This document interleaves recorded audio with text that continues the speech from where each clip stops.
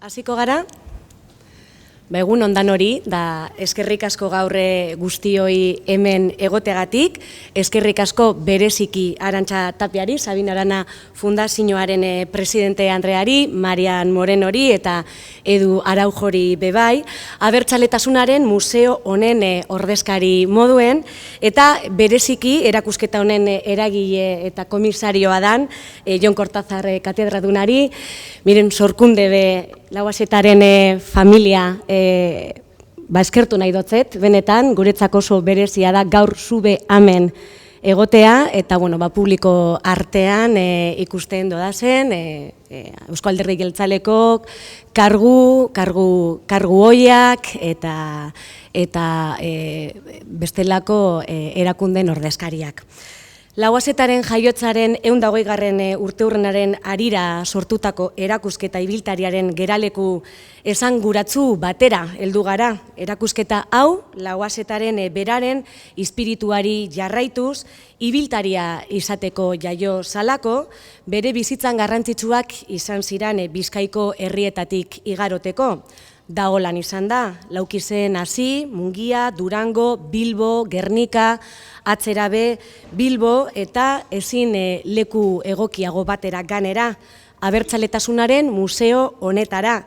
Bere sustraiak eta babesten ebasan idealak batu eta gogorarazten deuskusan museo honetara.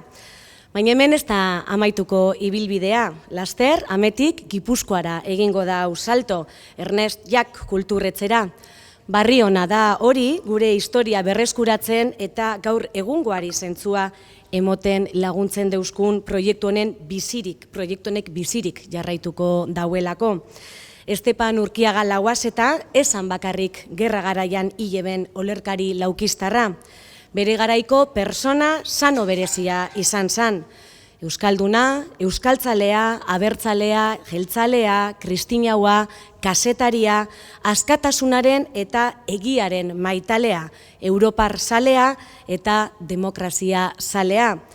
Erakusketa honek Lauaxetaren figura ezagutzeko eta haren izena eta lana sakonago aztertzeko aukera paregabekoa eskaintzen dau. Oroimen historikoaren ariketa be bada, norgaren eta nondik gatozen gogorarazteko aukera emoten dozku. Erakusketak 10 panel daukoz eta bakotzak Lauaxetaren bizitzeko pasarte esanguratsu bat erakusten dau, irudien eta testuen bitartez. Umezaroa, bokazio poetikoa, militantzia kulturala, konpromiso politikoa, nazio kontzientzia eta azkenik 1937 gerraren tragediakaren bizia eten eban unea. Horretaz ganera, pieza berezi eta ia ez ezagunak ikusi leitekez, Leizaola lehendakariaren lekukotzak espetxeko sarrera erregistroa edo 1938an Bartzelonan erbestean egozan euskal idazleek egindako omenaldiak besteak beste, benetako altxorrak honek danak. Bizkaiko Foru Aldunditik memoria historikoari bere biziko garrantzia emongura deutzagu, gertatutakoa oroituteko eta gure ondorengoek gure historiaren barri izan behar dabelako, erantzunkizun hori daukagulako, ezinbesteko ariketa kolektiboa dela uste dugu. Beraz, beste behin eskerrik asko hemen egoteagatik eta beste barik Jon Kortazarregaz itziko dotzuet, berak emongo dauzkuz erakusketa honen inguruko azalpen eta zehaztasun guztiak. Eskerrik asko. Eskerrik asko, egunon, eskerrik asko Lizuri, eskerrik asko Sabin Arana Fundazioko lehendakaria, miren sorkunde, berriro, hemen. Eskerrik asko da noi egoterren.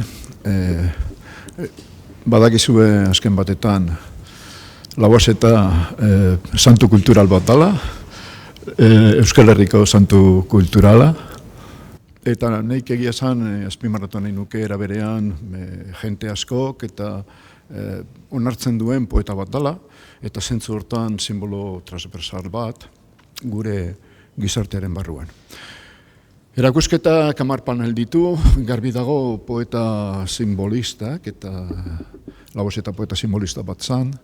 Poeta simbolistak utopia maite hemen, orduan Hemen batu dugu Labosetaren hainbat utopia, hainbat amets batzuk gertatu ziren, egin zituen, gorpuztu zituen, egon zan poesia egiten, egin eban lan kultural ikaragarri handia, mugitu zituen garaiko idazleak eta kronika egileak mugitu zituen idazteko, teatro egiteko.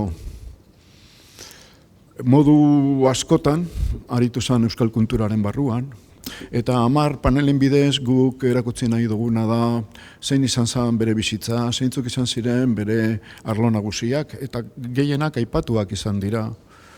Haurtzaroa, jarraipena kronologikoa da, haurtzaroa, poesiaren garaia, poesia, kultura, politika, beste gaztelerazko poeta batzukin, García Lorcarekin eta Gerardo Diegorekin izan zituen harremanak, gerra garaira heldu arte. Eta orain, aipatu den moduan, testigantza barriak bildu dira hemen. Jose Luis de la Granjari esker gutun bi, Estornes Lazaren gutun bat eta Leizaola lehendakari zaharraren beste gutun bat. Gartzelan sartzeko agiria, orduan badago dokumentazio barria, baina esan behar dizuet, historia ez dela hemen bukatzen, baizik eta laster izango ditugula beste testigantza batzuk Labosetaren inguruan. Besterik ez, eskerrik asko egotearren, eta lehendakari, fundazioko lehendakariak dauka gaitza. Eskerrik asko. Eskerrik asko, Jon, eta egun on guztioi eta eskerrik asko hemen gurekin izateagatik. Ez ditut gauza asko errepikatu nahi, baina bai azpimarra batzuk jarri nahi nituzke. Gaur goizean hemen elkartu gara 20. mendeko euskal literaturako pertsonairik garrantzitsuenetako bat nolabait omentzeko, Esteban Urkiaga Lauaxeta. Bere jaiotzaren 120. urteurrena ospatzen du, diputatuak aipatu duen bezala, eta Lauaxeta ametxetako arkitektoa erakusketa hau aurkezten dugu, Jon Kortazarrek aipatu duen bezala, berak komisariatuta. Era berean, eskerrak bereziak eman nahi dizkiok Bizkaiko Foru Aldundiari, Leixuriri, erakusketa hau bultzatzeagatik eta babes irmoagatik. Ez bakarrik hemen, baizik eta beste hainbat kultura, obra herritarrak eta babesteagatik. Honekin, bereziki, Aldundiak berriro erakusten du bere konpromisoa memoria historikoarekin eta euskal kulturarekin eta gure herrirako funtseskoak diren pertsonaiak, irudiak berreskuratzen. Estamos ante uno de los poetas más importantes de nuestro modernismo literario, uno de los símbolos del renacimiento cultural vasco a principios del siglo XX. Lauaxeta no fue solo un poeta importante sí, pero no solo un poeta. Fue también un gudari militante comprometido con la defensa de Euskadi y de sus instituciones legítimas. En el año 1937, con el grado de comandante del ejército vasco, recibió el encargo de Juan Ajuriaguerra de acompañar a un periodista francés a Guernica para mostrar al mundo la destrucción causada por el bombardeo del 26 de abril. Testuinguru horretan atxilotua izan zen, tropa frankistek atxilotu zuten, eta 1937ko ekainaren 25ean fusilatu egin zuten. Fusilatu zuten Gasteizko Santa Isabel hilerrian 31 urte besterik ez zituela. Kasu hartan, Eusko Jaurlaritzaren nolabait ahaleginak bere bizitza trukatzeko ez ziren ondo atera, ez zuten aurrera egin eta fusilatua izan zen.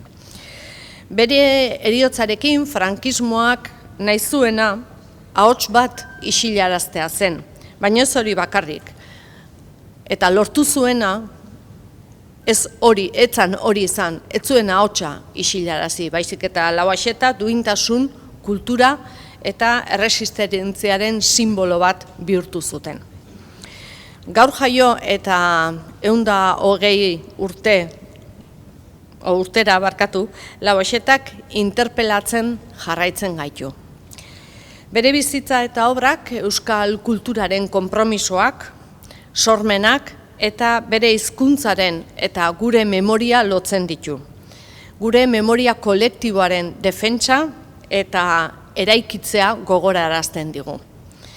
Con esta exposición, por tanto, reafirmamos el compromiso institucional con la memoria histórica, tal como lo hemos comentado antes, con el reconocimiento de quienes, como el poeta Lauaxeta, soñaron con un país libre, más justo, y lo hicieron escribiendo, viviendo y, en último término, además, dando su vida por ello. Erakusketa honek ez du bakarrik gogorarazteko balio, hori bai, baina baita ere belaunaldi berriak inspiratzeko eta Lauaxeta irakurtzen den bitartean ametsetan jarraitzeko balio izan behar digu.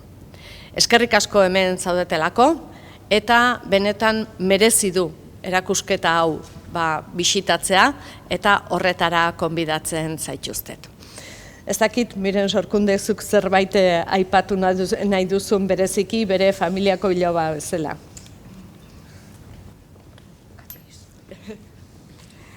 Bueno, nire hitzak laburrak izango dira.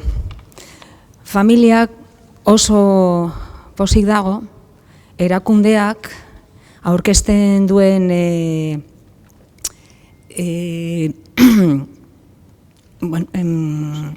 interesa, maitasuna, batez ere interesa nire osabaren irudia, nire osabaren lanak, bere bizitza, bere idazkerak, bere bizirik mantentzeko egiten duen esfortzua. Familiak ez dauka errekurtsorik gauza hauek egiteko, baina erakundeak laguntzen gaituzte, bere irudia eta bere bizitza eta lanak aurrera eramateko. Eta eskerrak Joni, Jon da gure familian, familiako bat.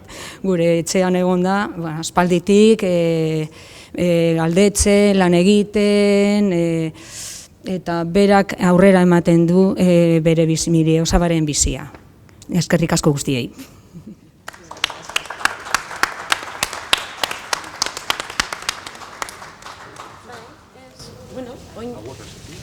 Ez dakite galderarik edo badago egiteko, ez?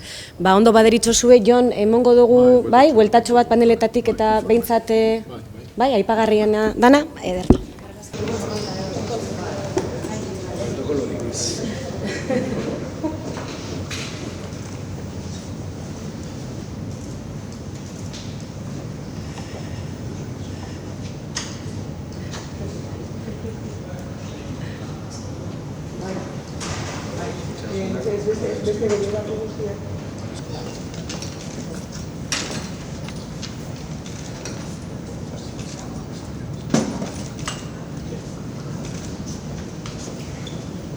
Sí, es que...